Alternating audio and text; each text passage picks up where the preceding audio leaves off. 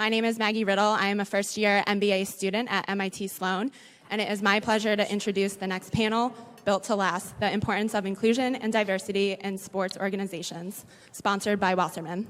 This panel is also part of the business track, sponsored by Ticketmaster.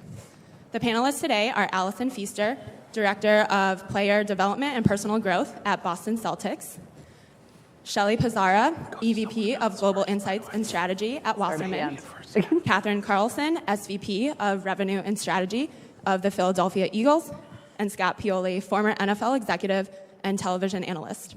This panel will be moderated by Liz Moulton, co-lead of the sports business practice at Spencer Stewart. The panel will be 45 minutes long with 10 minutes at the end for questions. If you have any questions, please put them on Twitter and using the hashtag #InclusiveOrgs. With that, I'll pass it off to Liz. Thank you. Thank you, everyone, for coming on Saturday morning.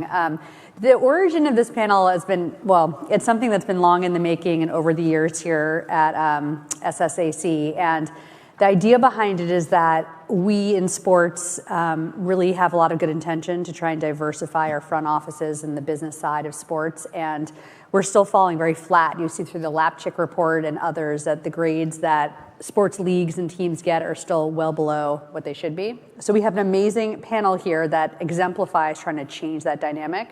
I'm going to have each of you introduce yourselves, and then we'll get into a good discussion. I'm going to start with Allison. Awesome. Allison Feaster, Director of Player Development and Personal Growth with Boston Celtics.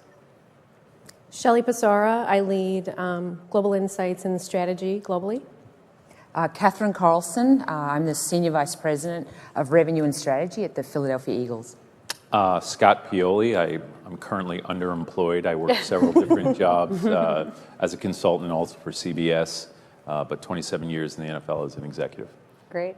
Okay. Thank you, guys. So there's a lot to talk about how each of these people have made a huge difference in this dynamic of diversifying. And we should talk a little bit why diversity is so important in so many ways from a business perspective, a moral and ethical perspective, and just as our world continues to evolve. But there was an article this year in the Wall Street Journal that got a lot of traction about the Philadelphia Eagles having more women in the front office and the business side. Really great article. I was very proud to have been a part of recruiting several of those women there. What has your experience been like to go to, as a career, in your career generally as a woman in sports, and to go from the NBA team to an NFL team, and the importance of women leadership? Well, it's an interesting question. I'll actually go back further than my NFL and NBA experience, but I started off my career about 25 years ago, and I was in Australia. I grew up in a small rural town, and I had this passion for sports. And there was this new sports degree, and it was a master's degree in sports management. And I distinctly remember about my first week at classes, I had a professor, and he said something, and it really stuck with me. He said, half of you are going to have to work twice as hard to get half as far. And I said, what is he talking about? And then it dawned on me that it was half the room. It was the women in the classroom.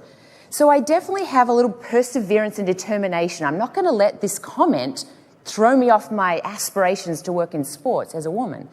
But then I started my career in rugby league in Australia, and I was the only woman in the entire organisation. And that's not uncommon in our industry. However, building credibility in a sport like rugby league. Have you seen rugby league players? They're big guys. Then I could work in the NFL. That's a whole different story. But one of the challenges that I had from a credibility standpoint as a woman in sports was that, what does a woman know about rugby league? If I gave you $1 for every time the guys in my office would say, what does a woman? In Australia, you say, what does a Sheila know about rugby league?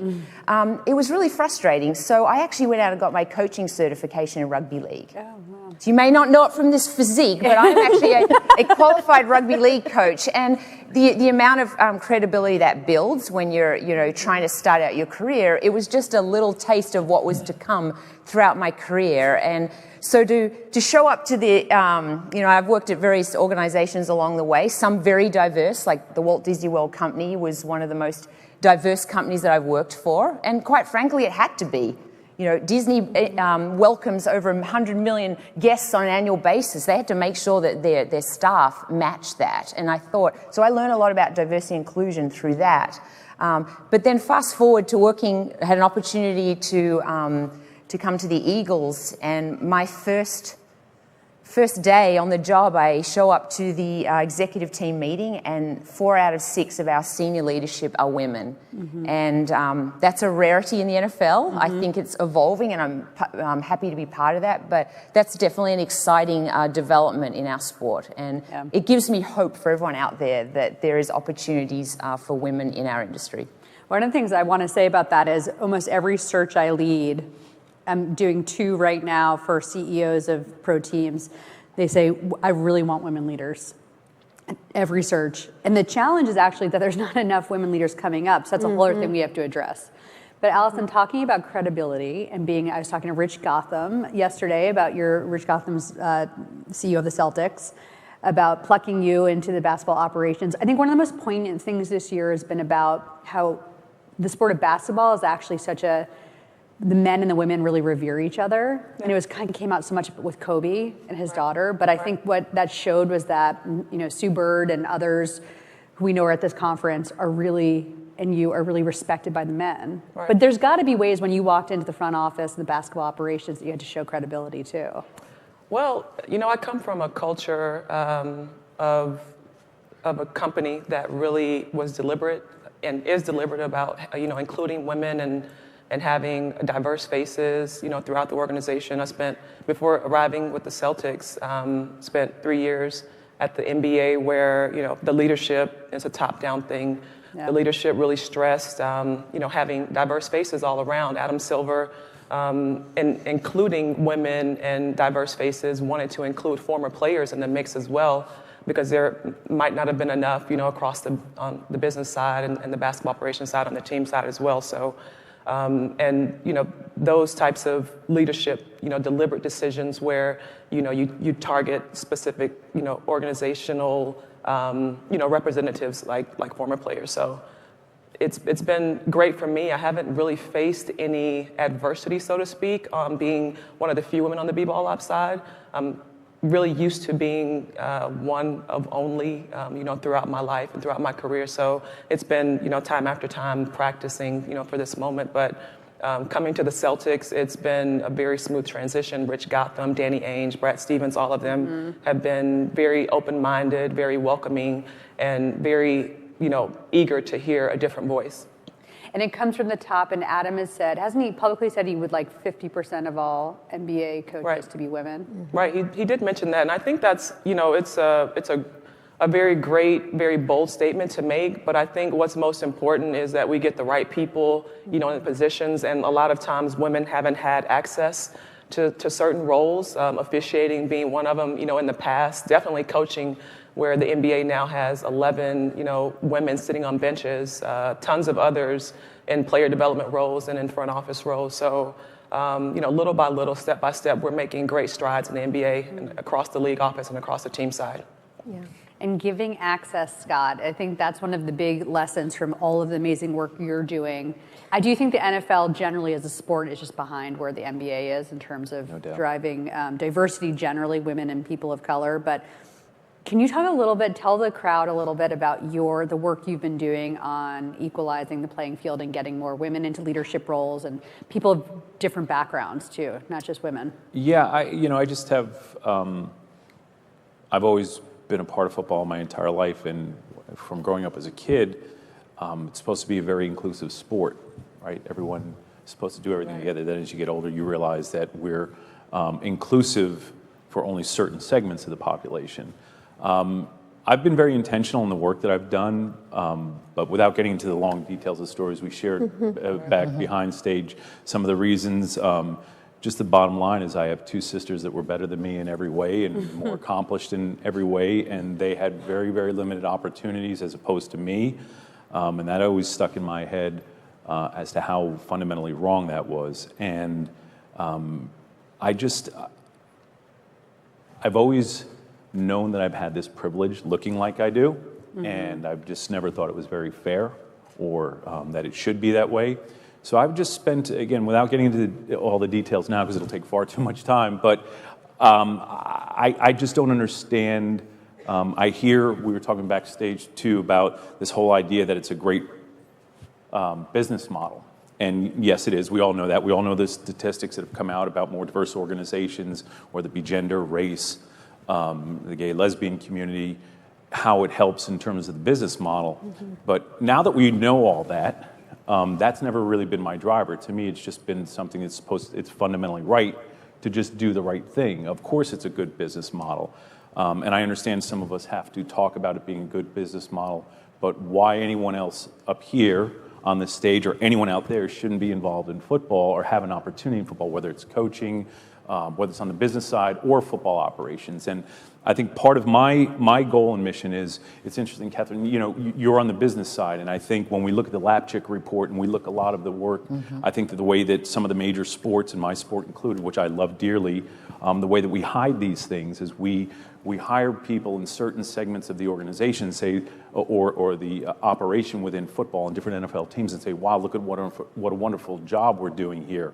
But then when you look at the football side of the house, the limitations that we have with coaches, trainers, video, scouting, front office, it's just not necessary. And you know, when you mentioned, Catherine, what you've had to go through when you've been told that, well, how do you know you've never played the game? Well, with all due respect, there's a number of head coaches and general managers, assistant coaches that have never played the game at any level, let alone just college. That's never, it's never a reason, it's just an excuse. I want to get to the data behind it, which Shelley's doing some insights from Wasserman about diversity. What do you think of the Rooney Rule? I think it was well-intentioned when it came out, because it's like anything. People that look like me have spent a great deal of time in this country creating models and systems that have, that generally, I will say, have good intentions and have a good plan. And we roll these ideas out and they start to do a little bit of work, but we don't understand that there are people on the other side that are trying to always find a workaround to make sure that certain rules don't work because they don't want to relinquish their power or their space, or they want to eliminate the competition because they're not really as competitive as they say they are. So the Rooney Rule was a very good idea. It was a great start.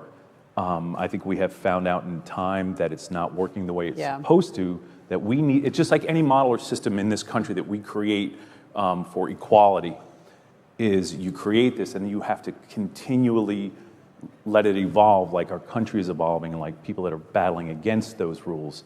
So it needs a lot more addressing to make it truly work in the spirit that it was meant to have. Shelley, do you think some of why a Rooney Rule type thing doesn't work is because some of the companies and organizations, so not just outside, not just in sports, but there's like Rooney Rules actually in corporate America too, as we know, I do searches for corporate America, because the companies aren't like authentically embracing that need?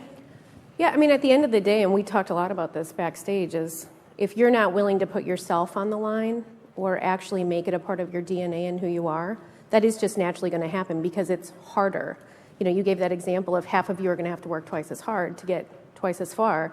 And that can be due to you just don't have enough proof points. There just aren't enough different voices around the table. And that can be any type of diversity, not just women.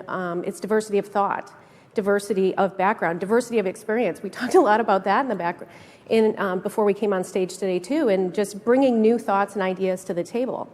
Now, something like the Rooney Rule, or just even Adam Silver's statement around 50% of coaches or executive teams. You know, I've been blessed at Wasserman to have an incredibly strong leader in our president, Elizabeth Lindsay, but also Casey's done a great job of making sure that we have, you know, a strong foundational leadership team.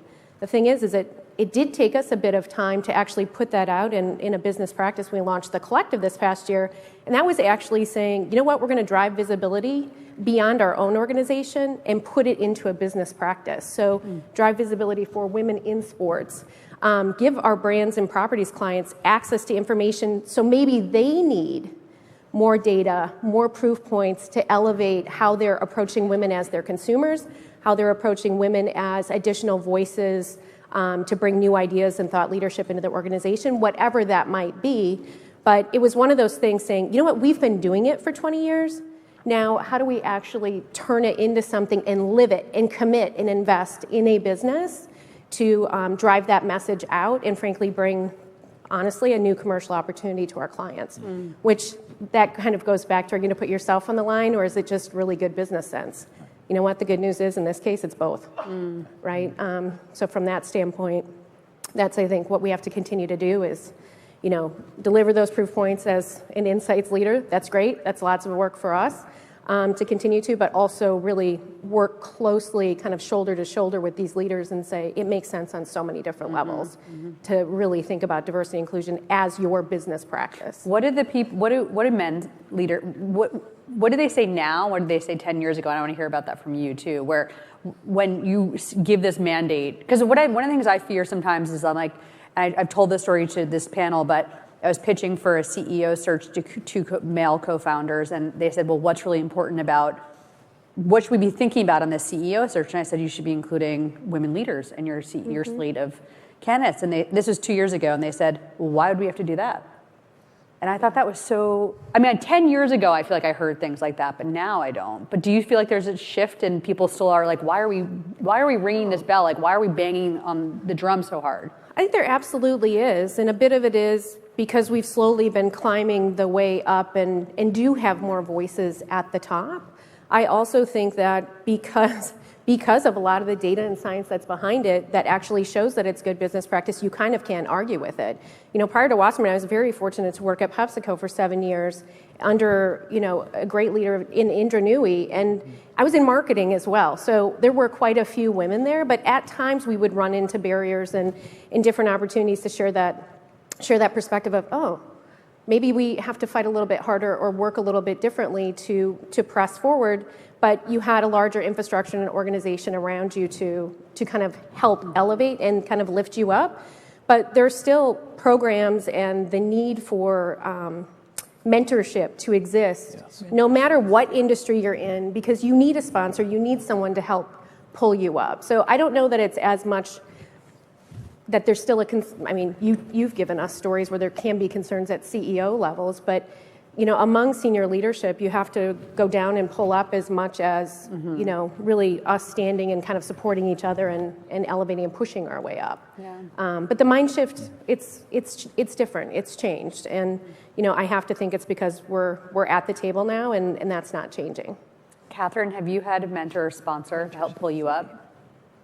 Yes. When I was at Walt Disney World, I had two very incredible women leaders there, and they showed me a lot about courage and also take risks as well. And I thought, you know, great learning in life, because my mentor once said, she said, you realize 60%, like when you're looking at a diverse pool for hiring a position, she said, most guys will apply for the job if they're about 60% qualified. And women will look at the job description and pick it apart, and there might be 20 bullets of like what the job description is, but there's that one, oh, I'm not qualified, I can't possibly apply for that job. And so I had some very strong leaders at Disney that said, you know what, take risks. I said, because you're the guy who's applying for that job that you want, you're actually more qualified than him. He's just willing to take more risks.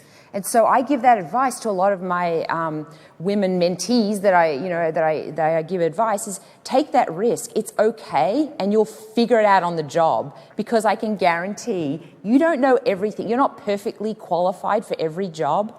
I didn't know a lot about NFL before I started at the Eagles, but Liz did a great sales job on me. But you know, you learn and you take risks, and you can exceed in any area that you go in. Whether you know the sport or not, you have that ability to grow in the role, and we don't take enough risks as women in our industry.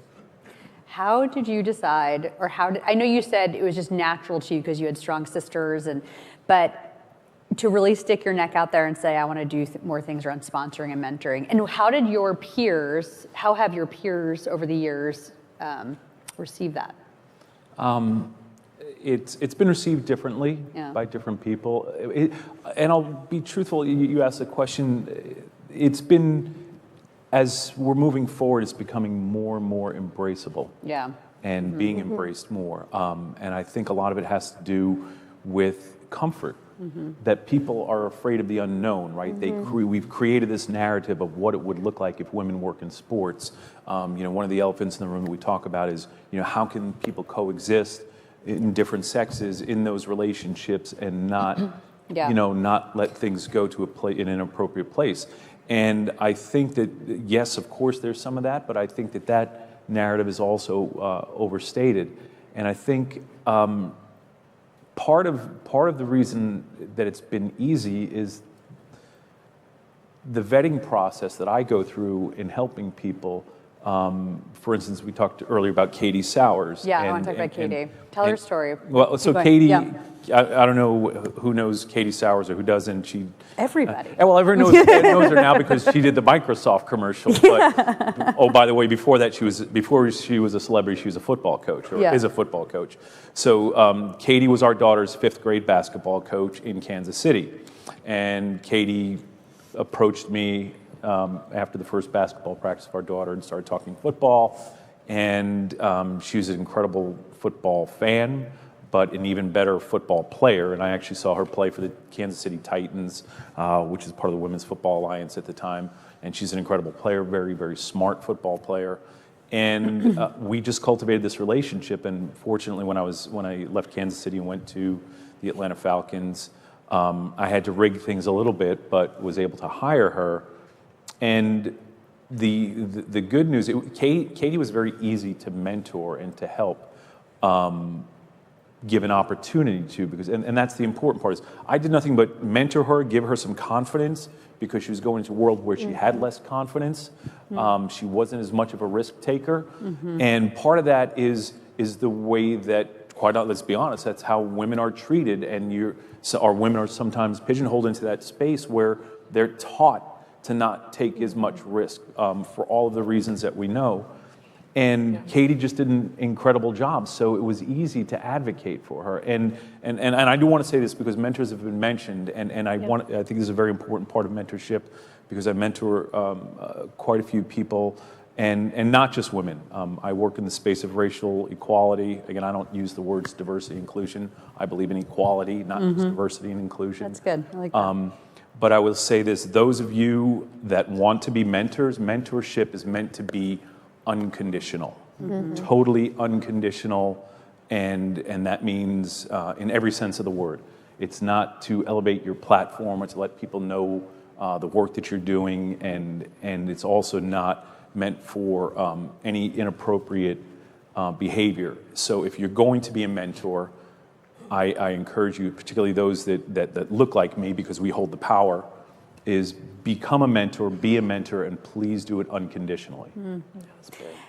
And Scott won't say this, I only knew it because I read the article about it, but he not only helped Katie from a mentorship perspective, he and his wife totally gave her some financial stability and emotional stability to go on her way, I should say. Because one of the challenges, I think, and Allison, I know the MBA has a program, but it's like, how do you get started? And one of the things that a lot of students at the conference will come up to me and say, how do I break in? How do I break in? And I do think that sports being such an opaque and challenging and not well paying, $10 an hour was Katie's first job. And a ceiling of 40 hours a week. Yeah, ceiling of 40 hours a week. So like, how do you live on that? At 29 years old. At 29, yeah. So like, it's so impossible it's like my husband's in politics, and he says the only people that can work on Capitol Hill are underwritten by their parents because they don't make any money. So you've got, that's so crazy, right? Right. So how did this program really help you get a start? Right. It started way before that. My mother always encouraged me to, really take a long-sighted view of things and to really view education and, networking opportunity as an investment in myself.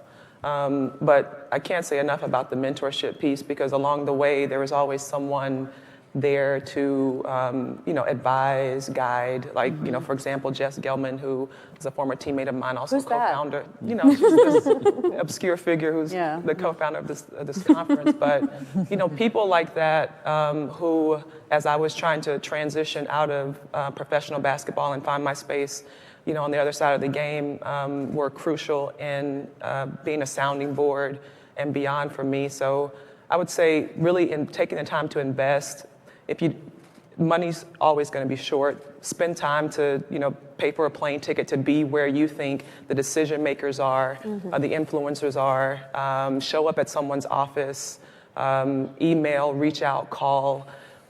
If you're thinking about today, then you really have to think about, what you have to do in the future to prepare for it. So I would say really take a long-sighted view towards that. And it's probably generally true about any passion you have, because there's so many people in the world who work 3 jobs while they're working on their pet project of like building a tech company. And it probably is very true. It's unless you take the very known path of going into a lucrative role like finance or corporate law or something, you're probably going to have to scrap it together no matter what. No, absolutely. I remember being in Europe and, kind of winding down my career and working a job, playing at a Division II team, being a mom, and studying for my MBA at the same time. Oh my God. And if I focused on that moment, and I would have lost my mind. So you do what you do. Shelley, will you tell us a little bit about the collective? Because I think it's such an interesting initiative that Wasserman's doing. Yeah, so I mentioned we launched it this past year, and we're in a really privileged position where we represent over 150 of the world's greatest female athletes, across, I think it's 26 sports, but or 21 sports, over half of, the women's national team in soccer, 26 WNBA players, right? Lots of number 1 draft picks. Are you kidding me? We have this unbelievable group of women to tap into, to listen to elevate, to bring visibility to, as well as amazing leadership. And then we have the privilege of working with, 400 brands on an annual basis and more properties than I could ever list. That just gives you access and opportunity to say, I am going to stand behind this and not just elevate women within sports and entertainment organizations, but actually really help brands and properties understand women as consumers, not just mom buying a jersey for her kid, if we're going to just stay in the sports space, but actually what trends are affecting her life, what is happening. Like you just said, this is relative to pressing forward in your career, but imagine you have all of that going on and yet you're making 80% of the spending decisions in your house. Yeah. You probably want to be talked to a little bit differently than whatever, spray and pray mass marketing is going on, or kind of the pink it and shrink it movement that went through from a merchandising. Pinking of the jerseys. Pinking of the jerseys and shrinking them. But just this idea of... I never heard that. I know. But that was the answer from a merchandising perspective. It's come so far. I sat on a panel yesterday with Matt Smith from Fanatics, and they have done a tremendous amount of work to really understand this facet of things. But just the idea that we could very easily take that 20 years of work and turn it around and really bring a level of understanding and authenticity to the marketplace. Not just in bringing brands and properties together to meet a consumer need, but also in education and conferences, and there's philanthropy behind it, and part of being at this conference is very important for it too. So it's continuing to, again, walk the talk and kind of live what we're talking about, and frankly best represent our talent. Both men and women, but really taking that opportunity to elevate the role women can play in bringing their stories to bear, and frankly, laying that groundwork, maybe inspiring some mentorship and telling the woman out there who's thinking about breaking into sports and analytics, you can do it. Listen to the stories, call someone, have a coffee. Do what you need to do if it's something you're passionate about. So we're excited about it. There's lots of traction. You wouldn't believe how many people we heard from in that first month. And now we've got some really great projects going. I'm in the middle of a gigantic research project that we can't wait to come out with a point of view this fall and talk more about that evolution over the last 20 years and what we think the next 10 are going to look like. How many men like Scott, who have like a power and just have a platform because they've been so successful, have been really interested and excited about it? Lots. Honestly, we get more calls from men than we do from women. Very much so. The majority of the executives we hear from are actually men, and it's fantastic. I mean, it's not, maybe it's because we've already been having the conversations with the female executives, right? And that's already been a big part of work that we're doing, but just saying, hey, you know what? It's not just about the marketing component of it. Do you have education? Do you have thoughts? Let's just talk about this. Here's some things we're doing. We have a Diversity and Inclusion Council. How do I actually put that into my business practice? Do I want to think about things a little differently? Would I maybe do X instead of Y? But it's more that introductory education type of conversation that we're having, which is really refreshing, frankly, versus coming in saying, help me understand which set of sponsorships I should do next year, or tell me about the performance of some program. Now we're going in and we're sitting around a table, and 90 minutes can get away from us just like that, talking about the opportunity to really reframe how we're talking with women and elevating them in the industry. So what do you think? Yeah, I would agree. I think, and again, you're all being very gracious. I'm not a unicorn. I'm serious. There are a lot of men doing a lot of work in the gender equality space and diversity inclusion space. A lot more than come forward. And I think part of that is, for certain reasons, I've never publicized what I do. But I also think there's a lot of people, and as silly as it sounds, because it's been the way that things are, that there are a lot of people doing the work, willing to do the work, want to do the work, but there's almost this silly boy-like behavior of peer pressure and not wanting to put yourself out front. So I think there's a lot of people that are doing the work. They just do it in different ways, right? Yeah. There's time, there's treasure, there's talent. Everyone has some degree of all of those and use them. And I think different people are using them, but I think it is a lot more common than we hear about. And it's becoming more common, and it's becoming more acceptable, which therefore makes it self-perpetuating. But what else can you point to besides Katie we have on the stage, we have Catherine, we have Allison, we have like proof points around how things are changing, but they're still not changing that much. I mean, I would say, 75% of the meetings I go into are all men, except me.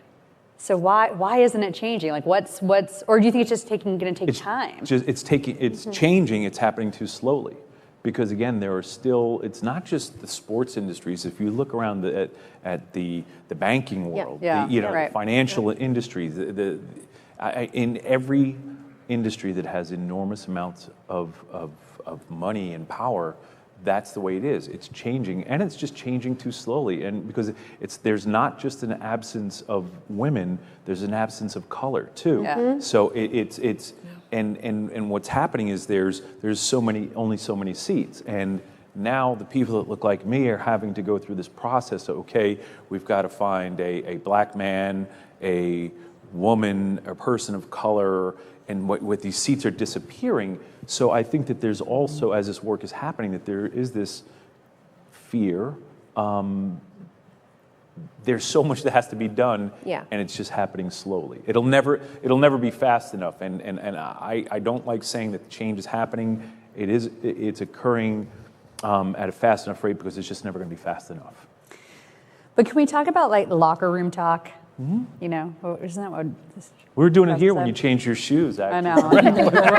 Because one of the things I think, this is like a working theory, I'm just going to test that on this whole audience, is one of the things I think about why women don't rise faster in people of color and people who are not like central casting male sports executives, is because some of the rooms are so unfriendly. Like we've talked about this about golf. I remember the first time someone asked me to play golf with him, it was Joe Januszewski, who's this awesome guy at the Texas Rangers. He's like, do you want to come play golf with us? I'm like, you're asking me to play golf? Because I was like, couldn't go play golf with them because I was the woman, which I think is unbelievable. And like the things they say in my presence or not, I mean, is that changing?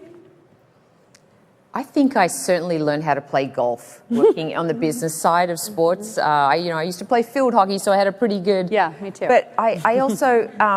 I realized early on that I was missing out on too many opportunities by not playing golf. But I also realized that most of the time the guys aren't that good at golfers anyway. And so my theory was I was really good off the tee. So I would really focus on the first hole of the game, of the round. And I would line it up and I could hit it about 200 off the tee. And after that, they're like, oh, she's okay. I shot over 110, but that first drive, and it's just a perception thing. And I think a lot of my colleagues and staff over the years have been just too scared, quite frankly, to make a fool of themselves in front of their male colleagues or clients or whatever the case may be. And I actually took my staff when I was at the Orlando Magic, we actually, when daylight saving came around, on Wednesdays we would go out and actually do golf lessons for my entire team.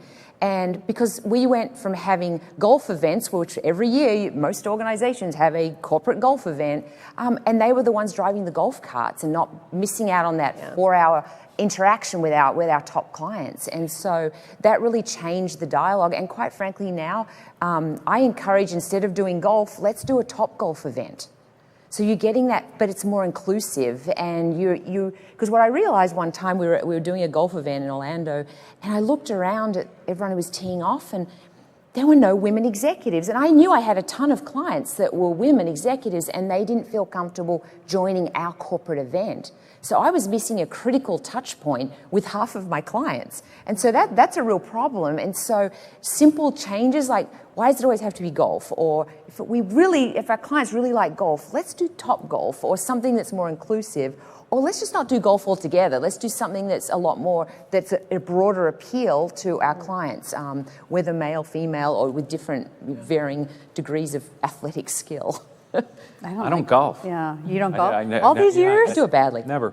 Yeah. People have asked you over the years. Yeah, many but times. it takes, to me, I wasn't good at the beginning, and when I had an extra 5 hours, whatever it takes, Right. Yes. I wanted to work. Yeah. And I got better at my job, and I worked learning doing my job. And then as I got older, and having a family, I mean, you have these in professional sports, you have so little Precious time. moments. I would rather work on getting better at my job than shaking hands on the golf course. But and we're saying golf, but it's like golf is emblematic of what I this was like just old of boys. deal-making. Yeah, it's not That's just right. about golf, That's just but like of access. Yeah, and like Yeah. access, To the old boys conversation. network, Right. jockeying, palling around on the golf course, the locker room talk I was making fun of. But it's true. I've been in so many situations like that, and I'm like, so what do you think, Shelley? I think it's about us changing that dynamic. So whether it's, throwing out golf as the event or whatever that might be, maybe it's on us then in that mentorship type of role and opportunity to create more forums for those conversations. In the deal making, we might not be able to control that immediately, so maybe that's part of the slow trajectory change. But the more we suggest and or organize and or put ourselves out there first to create those forums for the conversations and the deal making, we can provide that greater access. And I'll go back. I did learn to play golf as a child. I grew up in a really tiny town in northern Wisconsin. My mom was a farmer's daughter who was valedictorian of her high school class and told not to go to college because she needed to stay home and take care of the family. And that was my motivation, right? So then once she actually told me that story, then I was like, oh my God, have I got work to do? I've got a lot I needed to do. One of the things she did was sign me up for golf. Mm-hmm. And that was my dad used golf a lot to do his work in the paper industry. And so then I played golf, and then I sold my clubs in college when I ran out of money and, took a bunch of years off, and now I'm slowly getting back, but I'm petrified. I can hang, but I'm very afraid to play with strangers. And so it didn't end up helping me anyway, but she knew I need to think about giving Shelley access to something that I couldn't have in the late 60s, right? And so from that, it was just one of those things in my head, always thinking about, all right, I do need to plan ahead. I need to be thoughtful. I need to find a way to get in the room. How do you go about doing that? So guess what? Let's change the room. Let's create a new forum. Let's create a new conversation. What do you I think think? part of that too is one side is one group, being deliberate and being more inclusive, providing activities. I think the other side is us not being afraid to step through the door, not being afraid to step in the locker room when male reporters are already there, us not being afraid to step into the all-males coach's office to say hello or sit down and, chop it up. I think it's on us too to take that responsibility. Yeah, you're right. One of the things I'm always really, and also just being confident about it, like in my industry when it's very client focused, and formerly you would get a lot of sports clients by going out to a bar and worse, things I would never do. And I would always say to clients, and drinking, and I would say, I go to sleep at 9 p.m.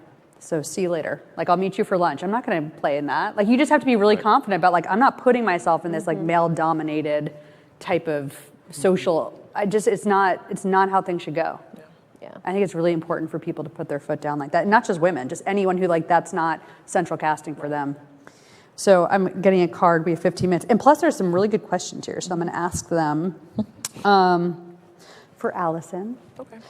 How do you think your diversity makes you approach player development differently than others in the organization? I don't know if that's... Oh, I love that question. You do? I love, so I really never wanted to, I wasn't dying to work on the player side, but having since joined the team and just looking back on my experience getting to where I am today, having, grown up in a small rural town to going to Harvard, to, playing in Europe for 17 years, to being an ambassador for the game around the world.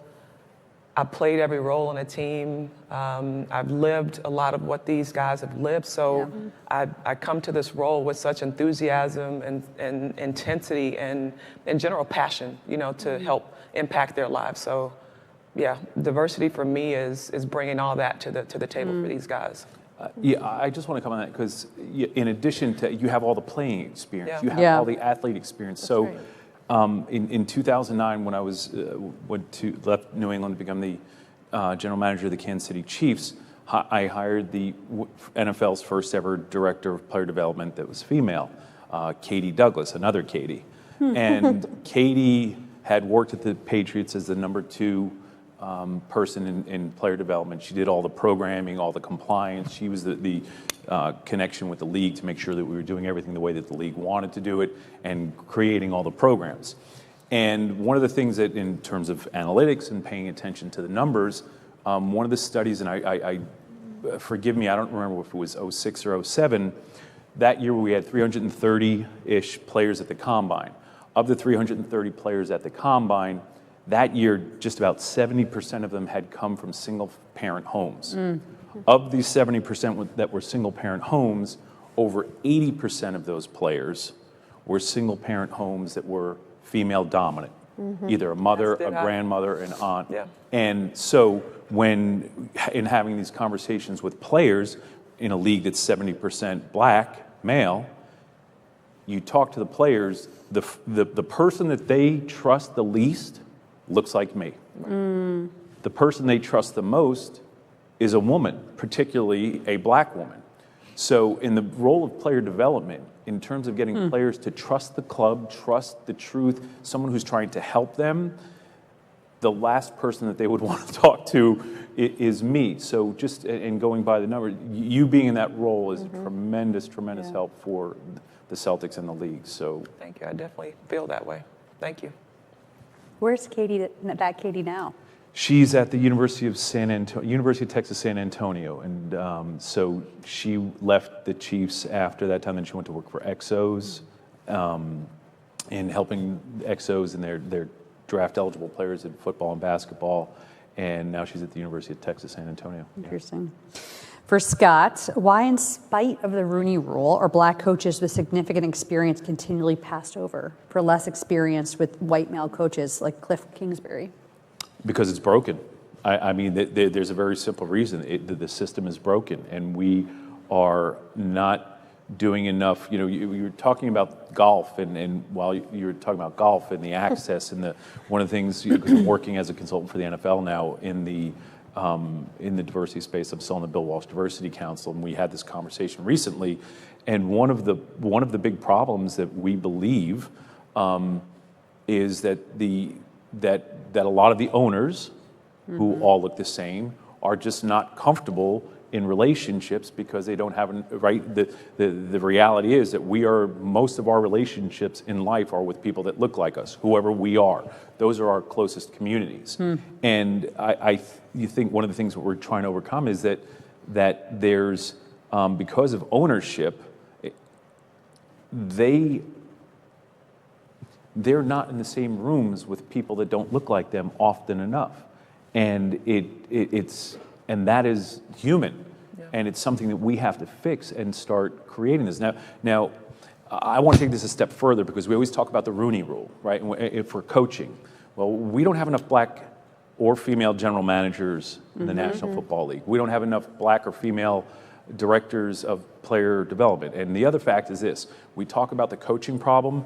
There's 32 teams in the National Football League, and there's not one black or female team president. And we talk about, and this is The part, NFL, we yeah. get caught up on the optics, and we're looking at the focus of the coaching issue. This issue exists everywhere. So, and it's not just on the football side, it's on the business side. Every Yeah. single team Now you're president speaking is my a language. white male. Yeah, no, I know. I mean, you can count on less than one hand the number of women CEOs or presidents of sports teams. Yeah, And a couple of them are inherited, like meaning they're from the family, just to be blunt. They're not, they inherited. Like their father usually is on the team or they're, So that is the biggest thing I'm working on by far. There's this good question, which I think, was there ever a time you had to make it a point that your organization was dropping the ball on D&I, like the NFL? And how do you handle that conflict? I've had some tough Is this for me again? Can we go to someone else? I mean, we've got to go, okay. I don't know that I would say that it was dropping the ball. I think we've had lots of conversation. We recently instituted a diversity and inclusion council that's led by, frankly, our younger generation, more junior folks in the organization. I think it took us a bit of time to really listen and understand best practices in the marketplace because we didn't want to miss on the swing there and making sure that we got it right within the organization. But also there was an urgency saying, eventually we need to just go and send the signal and give everyone a voice and really make sure our organization is representative of those that we serve in the community and as consumers, as clients, and so on.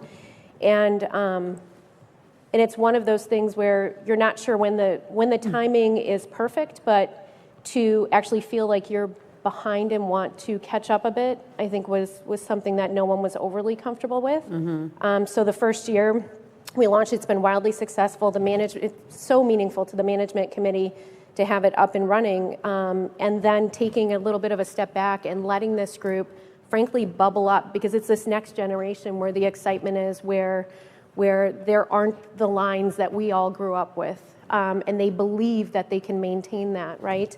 So letting them really put the agenda together, do the training program, do the listening, and so on.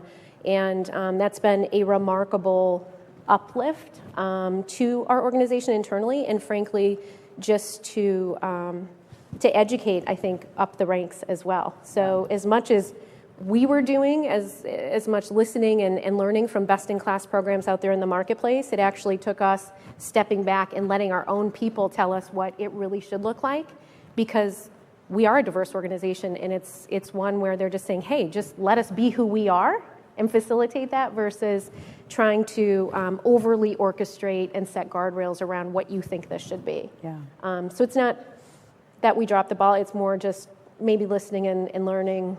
Yeah. And trying to kind of oversteer when it was like once we took our hands off it and said, come on, guys, it's your agenda, and it's been fantastic since that got going.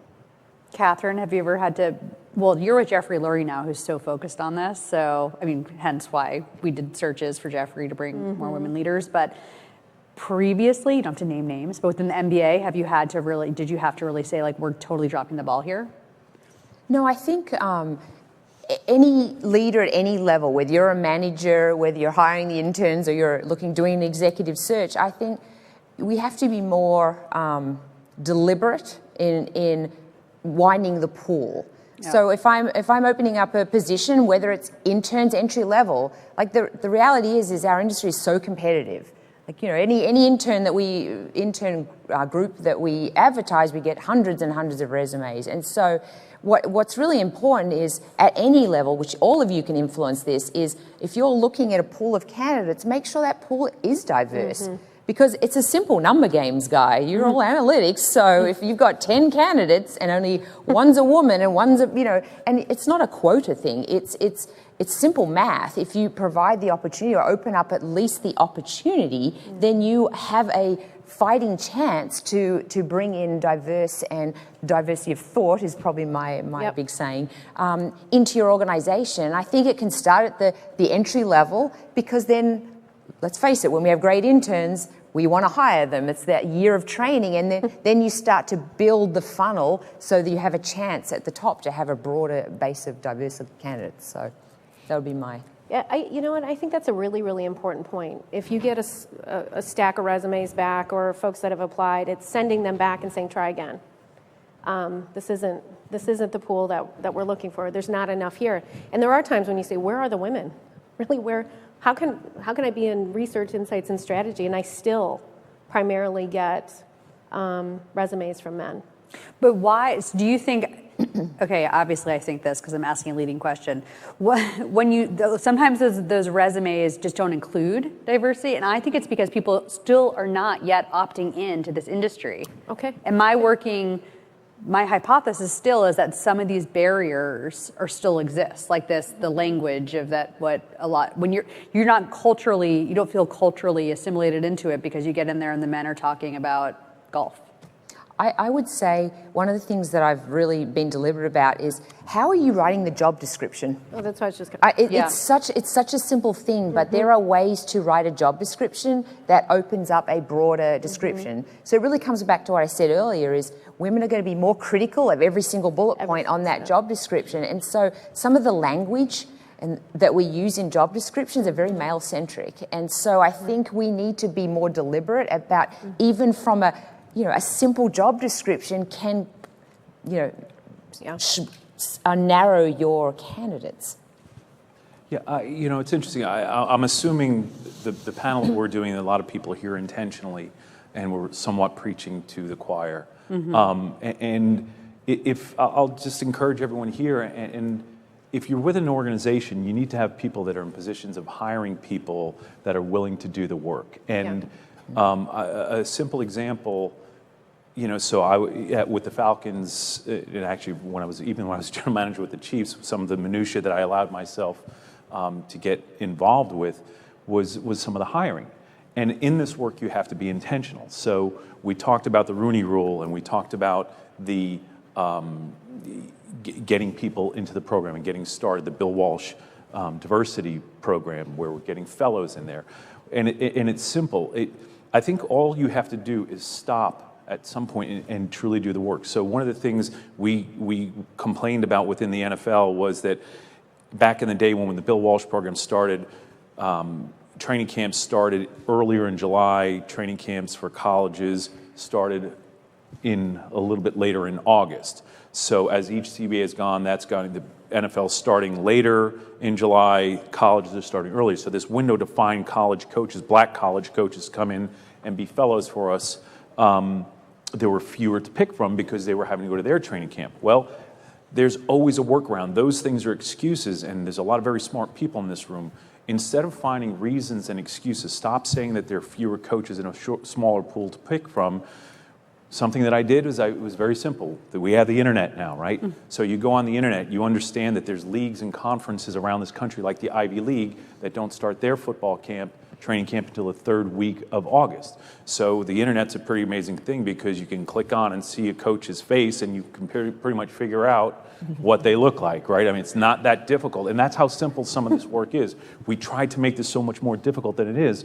And something we started doing is every single year we started hiring coaches in the CIAAs from the MEAC because they start seasons later, the Ivy League, and you can see who the black coaches are, you can see who the female coaches are, you can see who these people are. It's all very simple. We try to overcomplicate this stuff, and we're at times trying to find ways to be so much smarter rather than just using very simple common sense to fix some problems that are everywhere in front of us, and there's very simple solutions. Use the internet.